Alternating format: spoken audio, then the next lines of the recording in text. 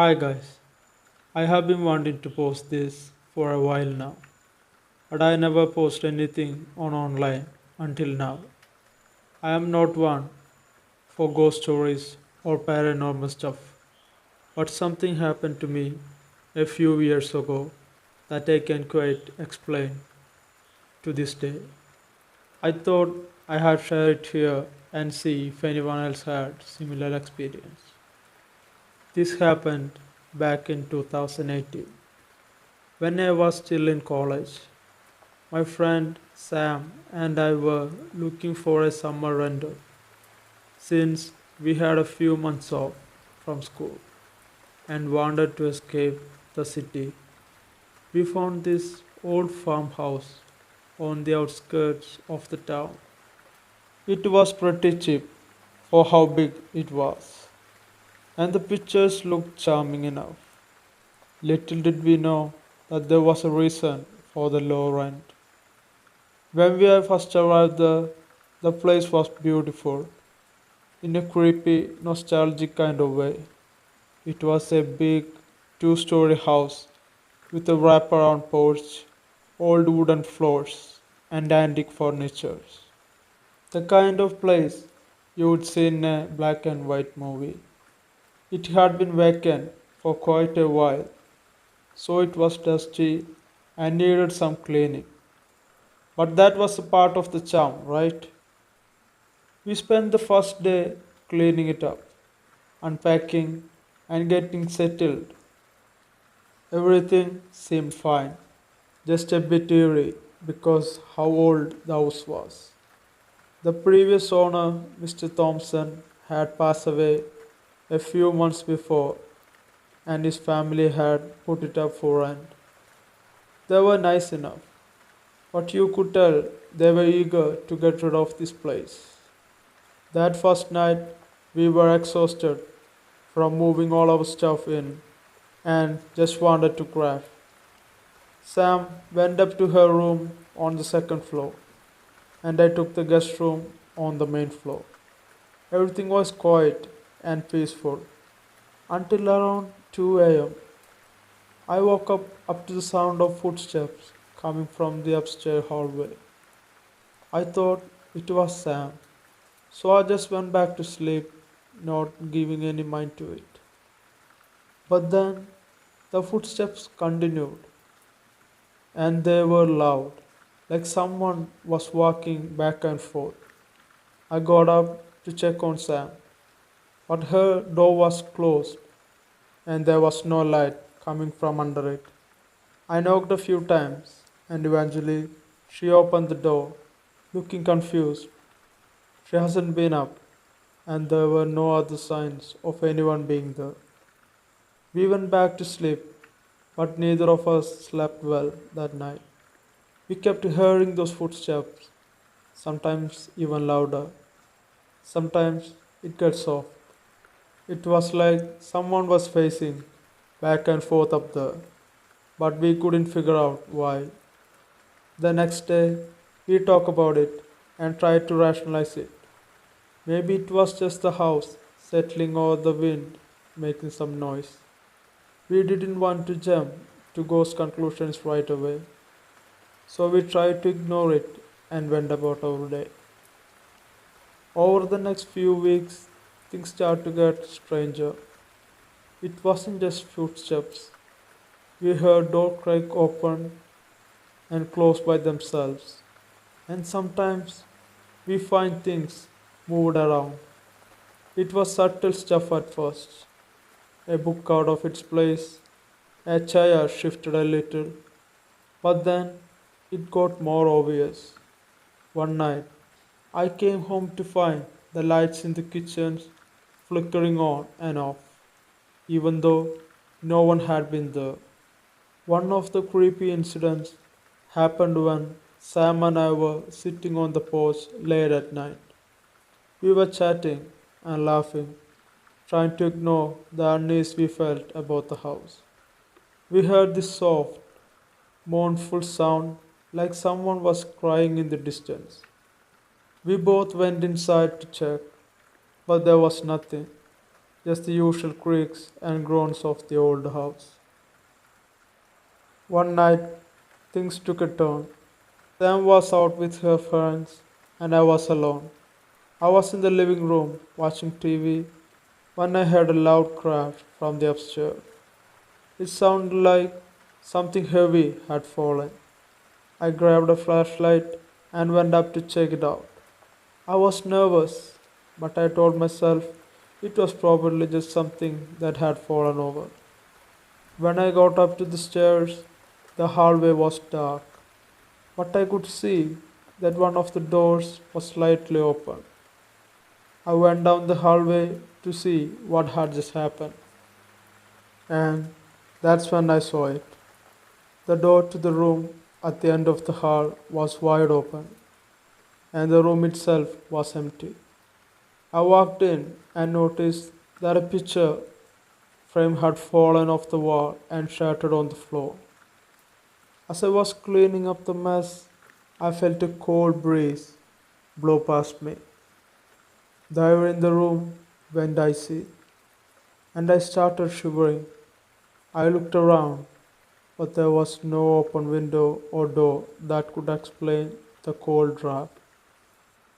I finished the cleaning as fast as I could and went back downstairs. The night I tried to sleep, but every little sound made me jump. I finally fall asleep on the couch, only to be woken up by Sam coming in the front door. She noticed that I was on the couch and asked if everything was okay. I told her what happened, and she seemed just as freaked as I was. Then we decided that it was probably time to do some research on this place.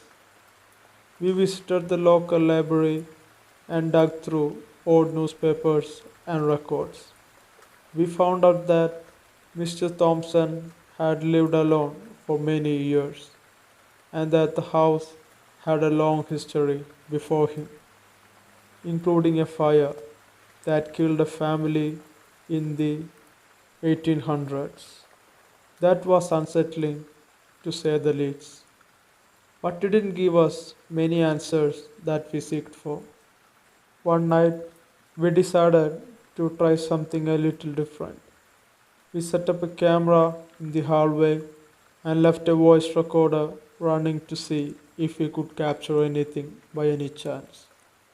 We didn't expect that much, but we were curious. The next day, when we were reviewing the footage, we were shocked. In the video, we could see a shadow figure moving across the hallway. It was hard to make out any details from the video, but it was clearly a figure that was not us. And on the audio recording, there was a faint whispering sound. We played it back several times, tried to make out what it was saying, but it was too faint to understand.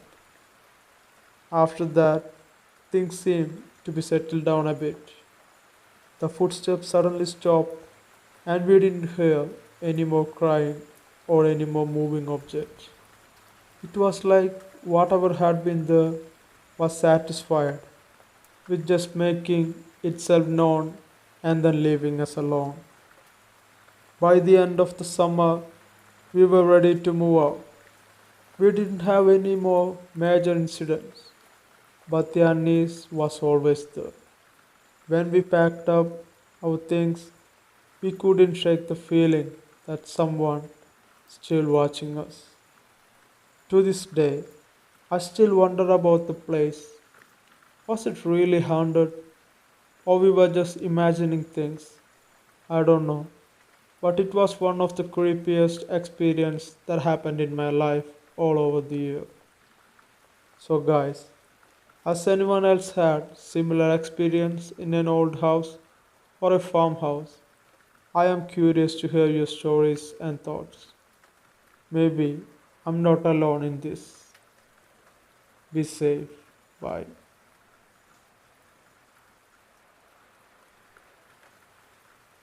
Hi there. I want to share something that happened to me. a few years ago. I'm not really sure what to make of it, but it was one of the scariest things I have ever experienced in my life so far. A few years back, my family and I went to visit my grandparents.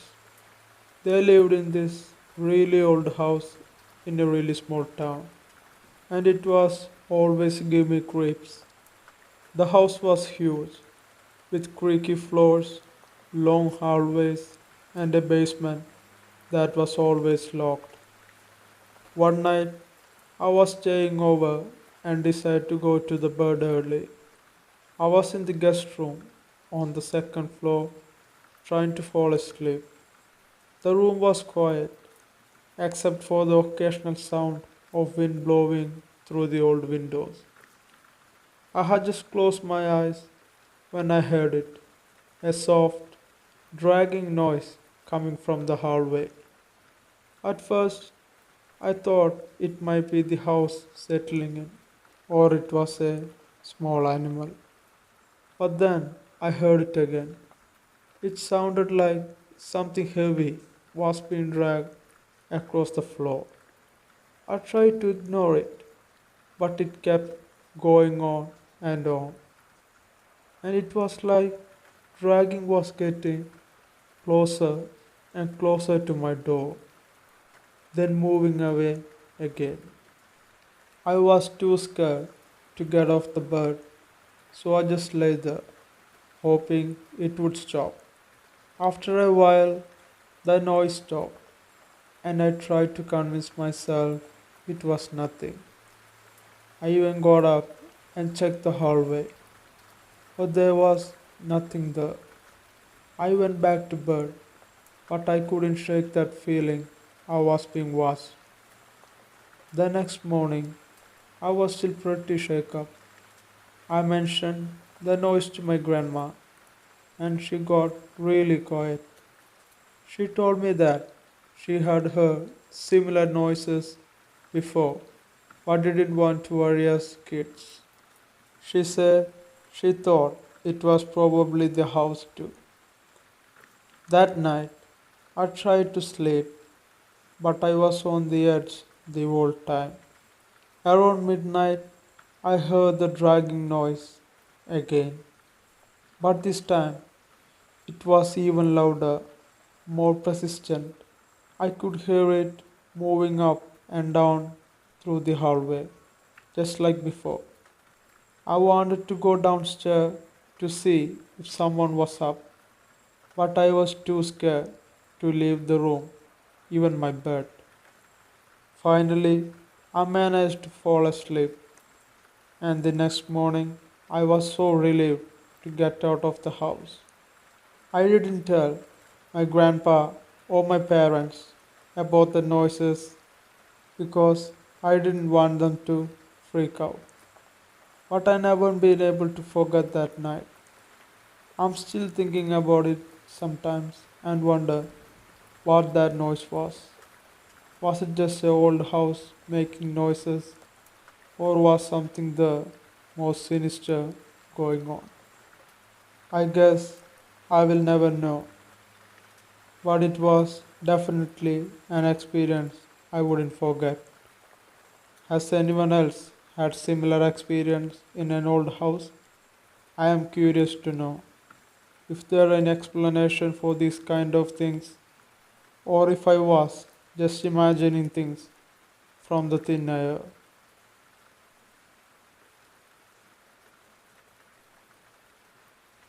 I want to share something really scary that happened to me recently. It was last Friday night, and I was just finishing up dinner with my family. The night was calm and quiet, and I remember feeling relaxed after a long week at work. Little did I know things were about to take a turn for the worse. It was around 10 p.m. when I heard a loud crash from the back of the house. At first, I thought maybe something had fallen over in the garage, but then I heard voices, muffled and urgent. My heart started racing as I realized something was wrong. I quietly got up from the dinner table and peeked out the window. The window looked towards back of the house. Suddenly, I saw two moving figures in the dark. There were two men wearing dark hoodies trying to force open the back door. My mind went blank for a moment, and then fear kicked in. I knew we were going to be robbed. I rushed back to the dining room where my wife and kids were, trying to stay calm for their sake. Call the police, I whispered to my wife urgently. She nodded, her eyes wide with fear, and she dialed 911. Meanwhile, I quickly ushered my kids into a nearby room, trying to keep them quiet and calm. My hands were shaking as I locked the door behind us. Outside, the voices were getting louder and louder.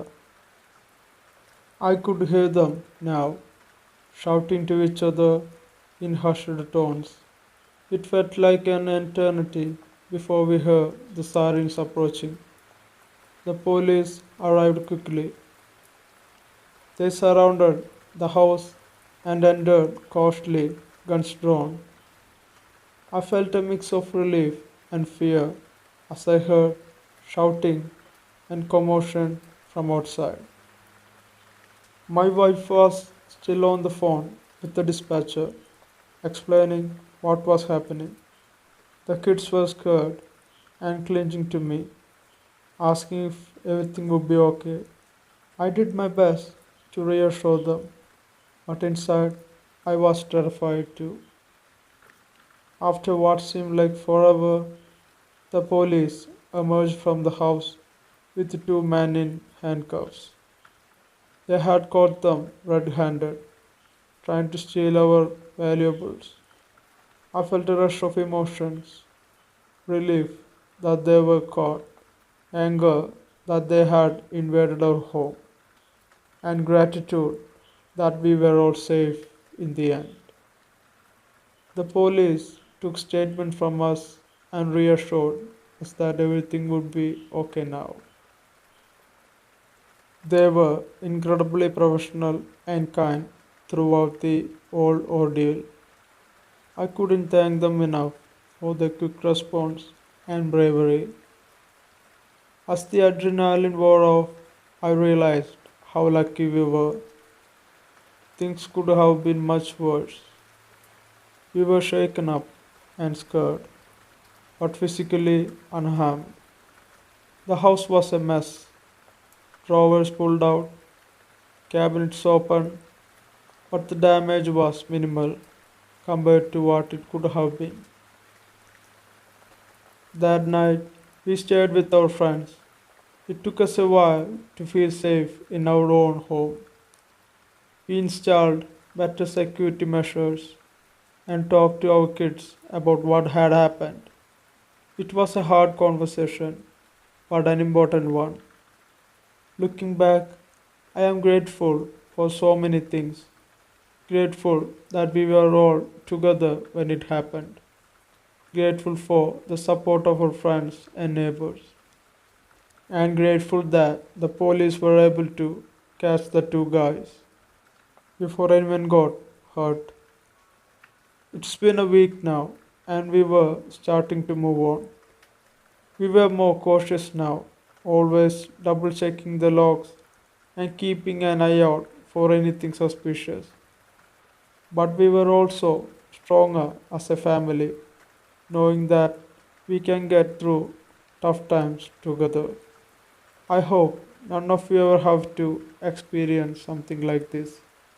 It's terrifying and unsettling in a way I can't fully describe. But if you ever do find yourself in a similar situation, remember to stay calm, call for help, and hold your loved ones closer. And be grateful for every moment of safety and security you have.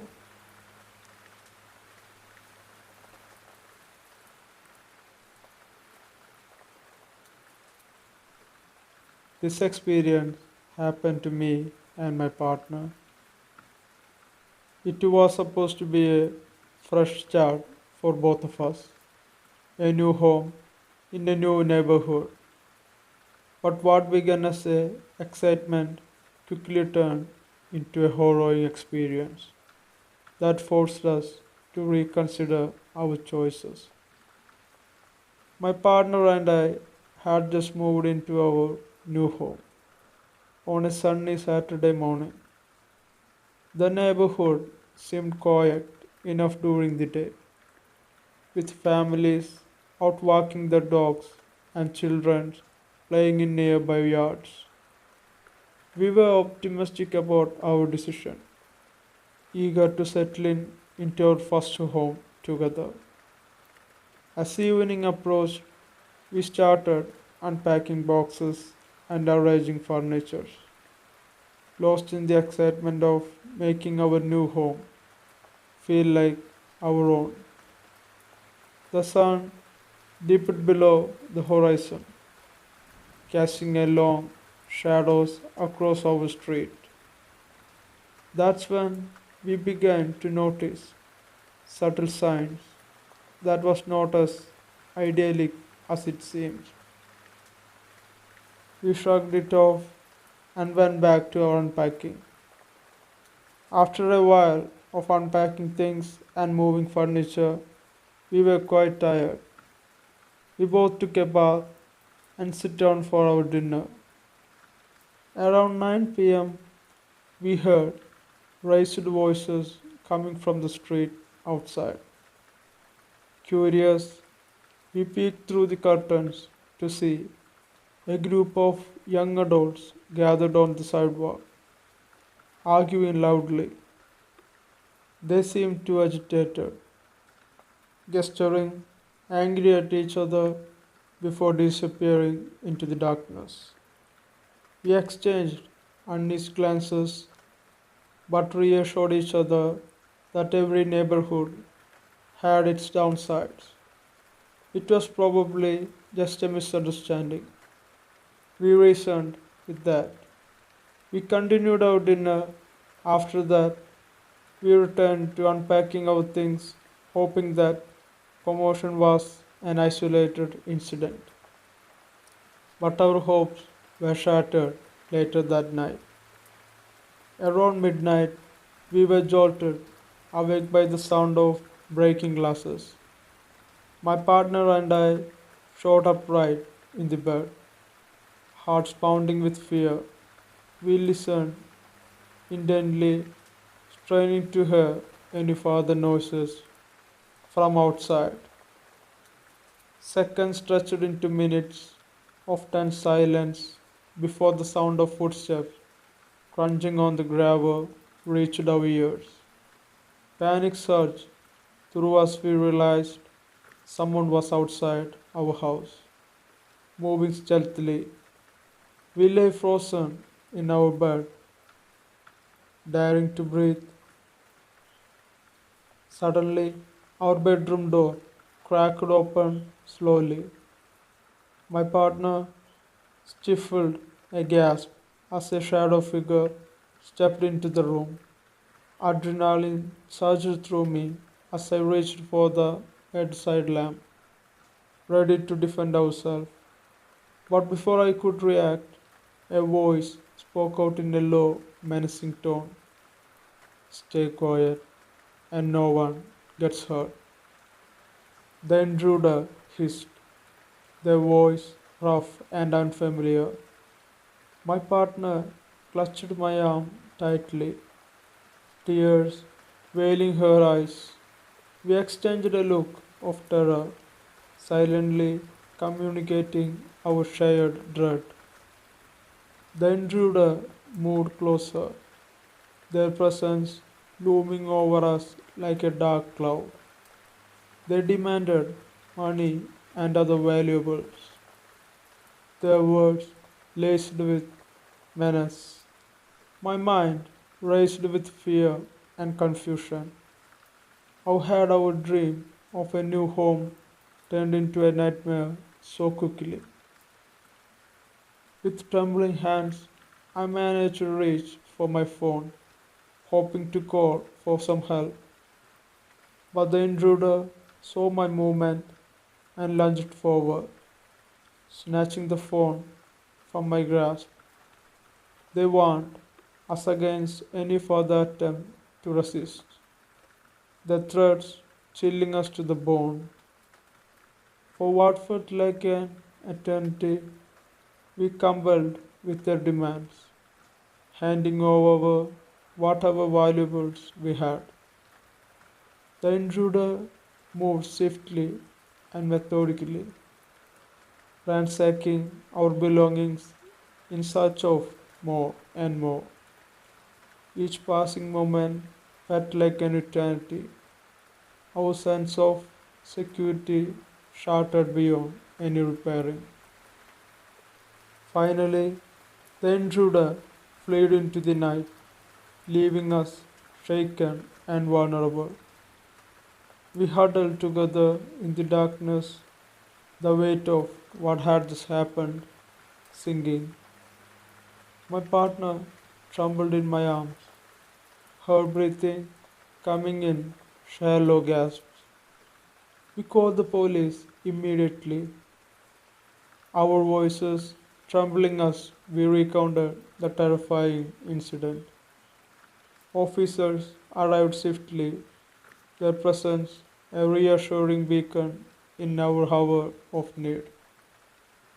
They listened attentively, taking statements and assessing the scene for any evidence.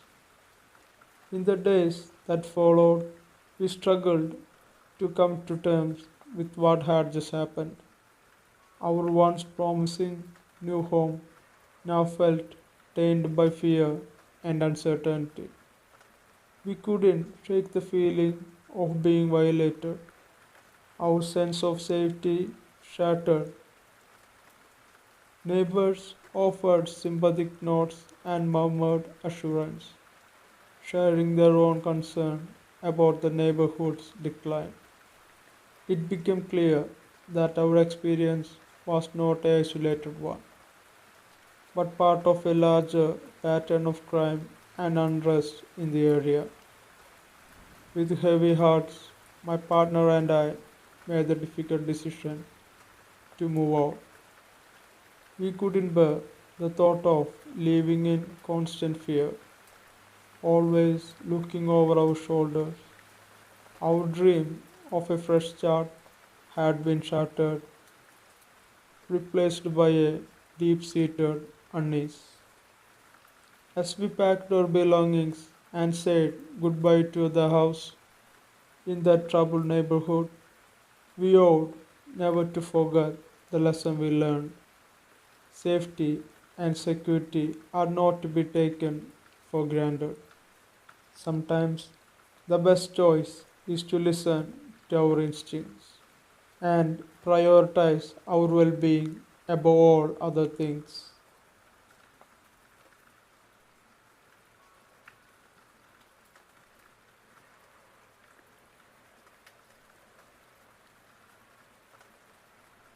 Hope you guys like this video. If you did, please consider subscribing to this channel. Enable the bell icon so you don't miss new uploads. And also check out other videos in this channel too. Like them and share them.